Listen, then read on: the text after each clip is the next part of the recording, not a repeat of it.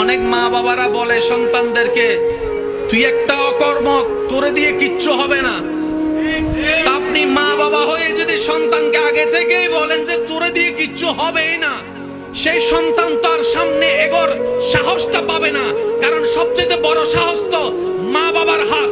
মা বাবা যদি একটা অলস সন্তানকেও মাথায় হাত বুলিয়ে বলে, আমার বিশ্বাস রে বাপ, একদিন না একদিন তুই এই কাজটা করে দেখাইতে পারবি, পরীক্ষায় পাস করে দেখাইতে পারবি, চাকরি নিয়ে দেখাইতে পারবি, ব্যবসা করে দেখাইতে পারবি, ওই কথার বদলতে দোয়াই দোয়া হয়ে যাবে, সন্তানের একটা দাঁড়িয়ে যাওয়ার সাহস হয়ে যাবে। কথা বলেন ঠিক কিনা? এটা বলার মানুষ না থাকলেও ওইটা বলার মানুষ অনেক আছে। তোর দিয়ে কিছু উৎসাহ দেওয়ার মতো মানুষ না পেলেও অনুৎসাহিত করার মতো মানুষ হাজার জন। বড় ভাই বড় যারা আছেন ছোটদেরকে বুকে টেনে নেন, ছোটরা যারা আছেন সব রাগ অভিমান ভুলে বড় ভাইকে পিছন থেকে জড়ায় ধরা শুরু করেন। কারণ যেই কারণে, যে কথার কারণে, যে বিষয়ের কারণে আজকে নিজের মায়ের পেটের ভাই বোনদের মধ্যে দ্বিধাদ্বন্দ্ব, দ্বন্দ্ব, এর মধ্যে 80% শয়তানের হাত আছে না নাই? ছোট কথাকেও বড় হিসাবে আপনার সামনে তুলে ধরেছে। আবার কিছু কিছু মানুষ ওয়াসওয়াসিল খান্নাস, আপনার পরিচিত মানুষ আপনার বিপক্ষে, আপনার ভাইকে, ভাইয়ের বিপক্ষে আপনাকে কান পড়া দিয়ে আপনাদের ভিতর দূরত্ব এনে দিয়েছে। কথা বলেন ঠিক কিনা?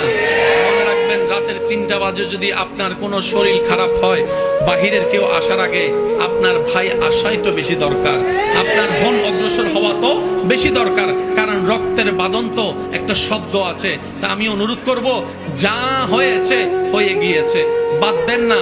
নবী রাহমাতুল লিল আলামিন বলে, যে ক্ষমা করে আল্লাহর সন্তুষ্টির জন্য আল্লাহর অন্য বান্দাকে আল্লাহ তাআলা খুশি হয়ে ওই বান্দাকেই ক্ষমা করে দেয়, যে নিজের রাগকে কন্ট্রোল করে নিজের ভাইকে, বন্ধুকে ক্ষমা করেছে আল্লাহকে খুশি করার জন্য। আমি যদি অন্যকে ক্ষমা করি, মূলত আমি ক্ষমা পাচ্ছি। আমি যদি অন্যের দোষ গোপন করি, মূলত আমার দোষেই গোপন থাকছে। আমি যদি অন্যকে খাওয়াই, মূলত আমার রিজিকেই বেড়ে যাচ্ছে। আমি যদি অন্যের সুখের কারণ হই, মূল কথা হচ্ছে আল্লাহ আমার জীবনে সুখের ব্যবস্থা করে দিবেন। সুবহান। না বুঝে অনেক হা হুতাশ মন খারাপ করেছি, আজকে থেকে আর করব না। আজকে থেকে তুমি দিলেও আলহামদুলিল্লাহ, না দিলে ডবল আলহামদুলিল্লাহ, না দিলে ডবল আলহামদুলিল্লাহ, না পাইলে ডবল আলহামদুলিল্লাহ। কারণ যেটা পাওয়া সেটা আমার চাওয়া ছিল, যেটা না পাওয়া সেটা তোমার চাওয়া ছিল। আর আমি বান্দা হয়ে তোমার চাওয়াতেই খুশি হয়ে আলহামদুলিল্লাহ বলতে লাগলাম। আপনি এই অভ্যাসটা একটু করার চেষ্টা করেন। কোনো হা হুতাশ নাই, কোনো আফসোস নাই। আলহামদুলিল্লাহ, আলহামদুলিল্লাহ, আলহামদুলিল্লাহ, আলহামদুলিল্লাহ। এবার রব্বুল আলামিন আপনার এই আলহামদুলিল্লাহ যদি রবের দরবারে একবার কবুল হয়ে যায়, লা ইন শাকারতুম লা আযীদান্নাকুম আয়াত আপনার উপর চলে আসবে নিয়ামত হয়ে। বলেন না সুবহান। কখনো নিজের ঘরের বিচারের জন্য বাহিরের মানুষের কাছে যায়েন না। হয়তো আপনি কারো কাছে গেলে, বাহিরের মানুষের কাছে গেলে হয়তো আপনি সাময়িক বিচারটার মাধ্যমে জয়যুক্ত হবেন কিংবা হেরে যাবেন, যাই হোক একটা ফয়সালা হবে। কিন্তু এই যে পরিবারটা ভাঙবে, এটার কখনো জোড়া লাগবে না, এটার কখনো জোড়া লাগবে না। ঘরের অভিভাবক যিনি বড় আছেন, মা হতে পারে, বাবা হতে পারে, বড় ভাই হতে পারে, স্বামী হতে পারে, ওনার মাধ্যমে বিচার করান।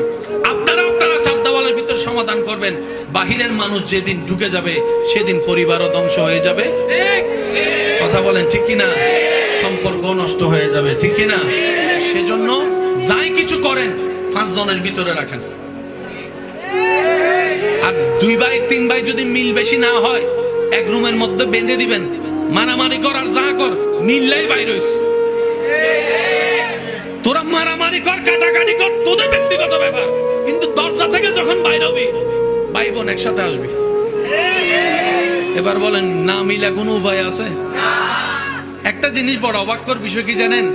মানুষ যে সম্পত্তির জন্য সম্পর্ক নষ্ট করে, যে সম্পত্তিটা যাদেরকে দেওয়ার জন্য, যেমন বাবা ভাইয়ের সাথে দুশ্মনী করলো সম্পত্তির জন্য, এই সম্পত্তি যেন আমার সন্তানরা পায়, এটাই চাওয়া।